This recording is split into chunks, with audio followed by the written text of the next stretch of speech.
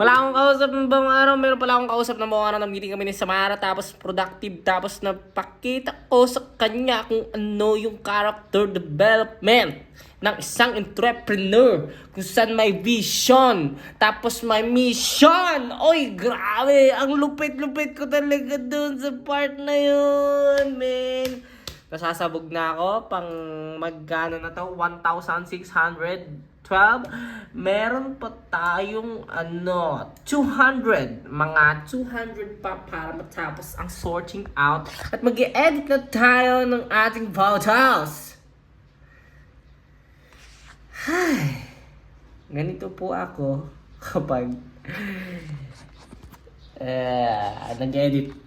Kapag nakapokus at buong araw nakapokus sa goal, kailangan ko ng softener. Softener means girlfriend. Girlfriend means kisses and hugs, and I love her so much. Thank you so much for watching. Subscribe!